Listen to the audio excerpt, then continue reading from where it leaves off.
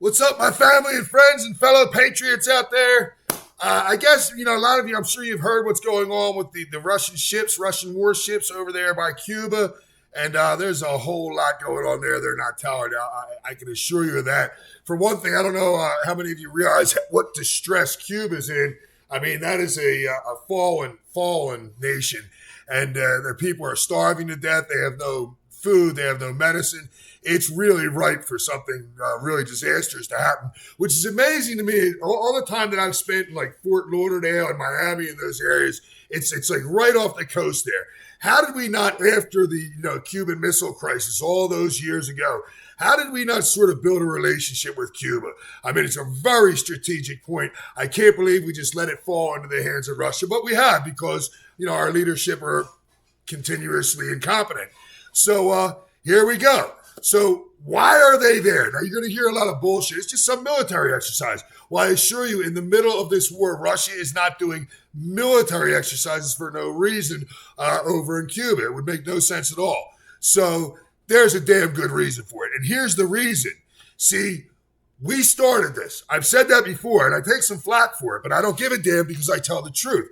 And I am as patriotic as you can be, but my loyalty is to the people of the United States and what it is supposed to stand for. Not for some assholes that get into office, not for some ideological party, to the actual people. To me, my family, my neighbors, my friends, and the citizens of the United States, all right? There's a big damn difference. Do not be loyal to some asshole party who will run you into the ground and get you all killed. So why would they be in Cuba? Well, first of all, it's pretty damn obvious. It's incredibly strategic to be 90 miles. 90 miles! Think about that, 90 miles. You drive more than that just to go to a show or do something.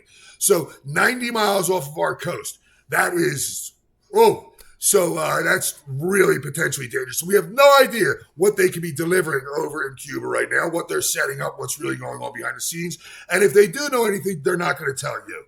Now, why would they do this? Well, I don't know. Think about it this way. You're Russia. You're a Russian leader. You're whomever, okay? And we decide to start a war with you by pushing NATO into Ukraine right on your doorstep. We decided we were going to go right up on your doorstep. We did it in a hidden way, but it was all bullshit, and the Russian people and the Russian government knew we were doing it, so we were strategically placing ourselves right at their doorstep. Well, guess what? They're sending back the message that they can be right on our doorstep.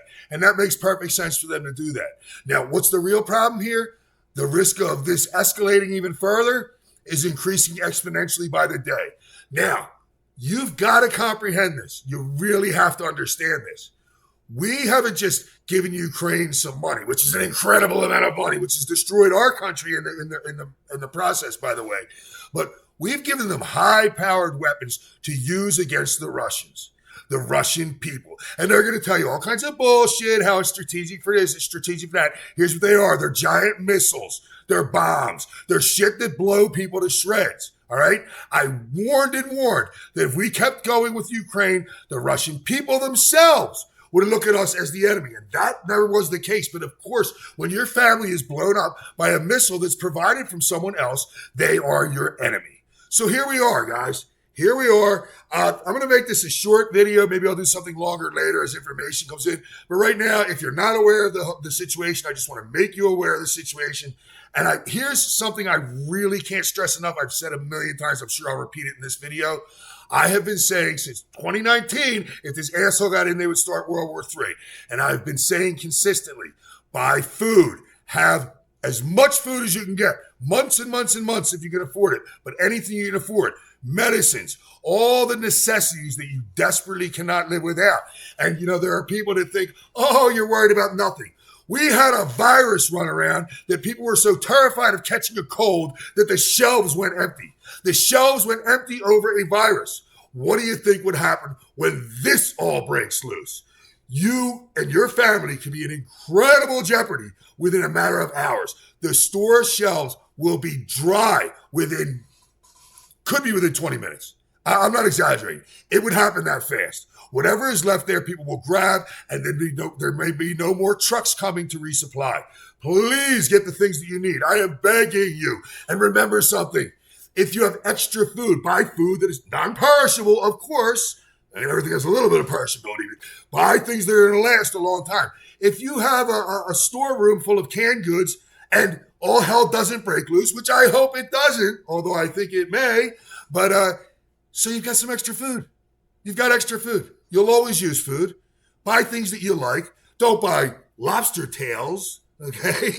Buy staples. Buy noodles, tons of noodles, rice, sauce, things that you can make big meals out of at a relatively low cost, and things that are easily cooked, because what if you don't have gas or electric? So you got to figure those things out a little bit too.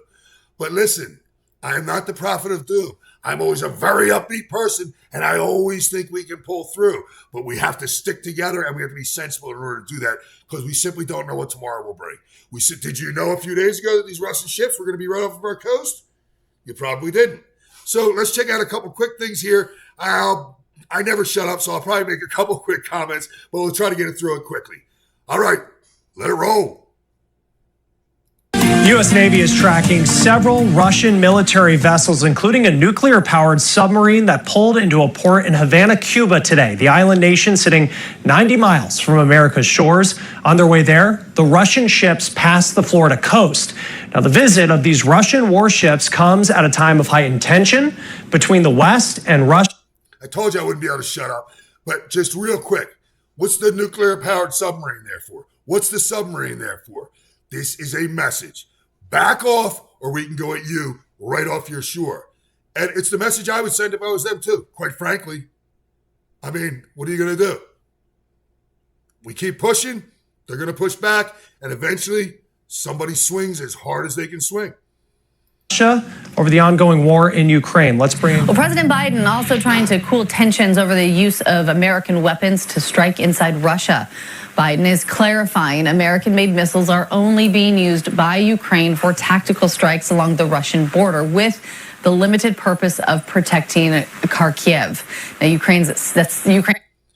If someone gives if your neighbor goes to someone and says, I need this weapon to use against my neighbor being you, and they supply them with that weapon, do you consider the supplier of that weapon who intentionally supplied them to use it against you, not unintentionally, not knowing, and they sold someone something? I'm not talking about that. Intentionally knowing that it's going to be used against you, do you consider that person your ally or your enemy? Because I certainly consider them my enemy, and I know you do too, because you'd have to, right?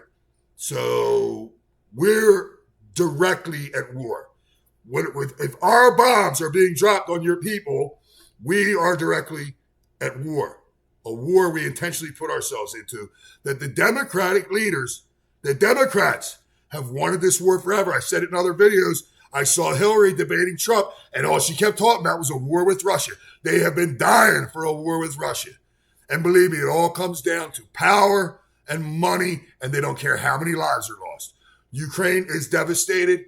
It is horrific. If you know what's really happened there, none of these people care. They are evil, evil. Evil that you cannot comprehend, and I'm glad you and I cannot comprehend that, because only people like them could comprehend it. And second largest city. In response to those strikes, Russian leader Vladimir Putin is threatening to supply Russian allies with weapons to strike Western targets. He also repeated his warning that he'll turn to Russia's nuclear arsenal if he feels threatened. We have our nuclear doctrine. Look at what is written there. If someone's action threatens our sovereignty, we consider it possible to use all means at our disposal.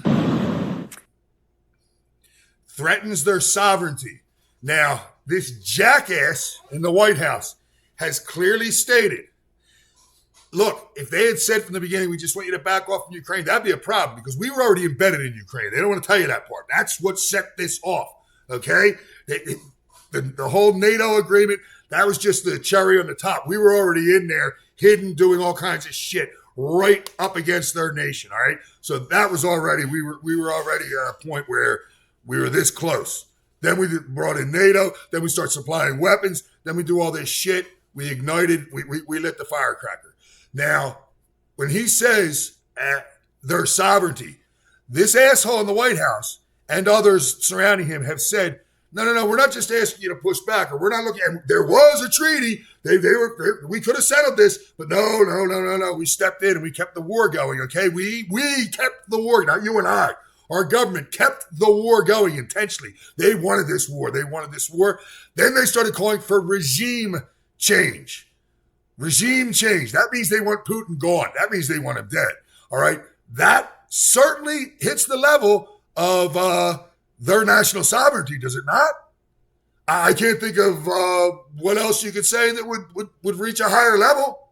So, yeah, we knew we were doing this, and now you're seeing the beginning of the pushback.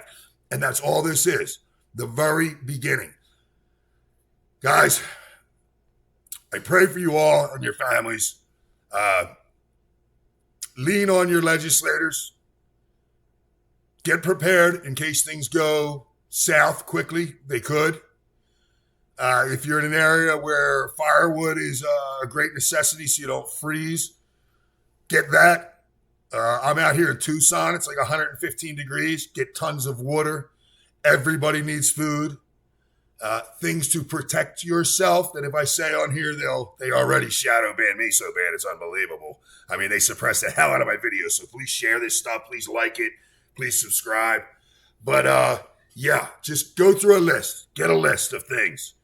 Think of the real necessities and think of the true necessities. The true necessities. If you have $1,000, don't go spend it on toilet paper like those idiots did when they were afraid they were going to get a cold, okay?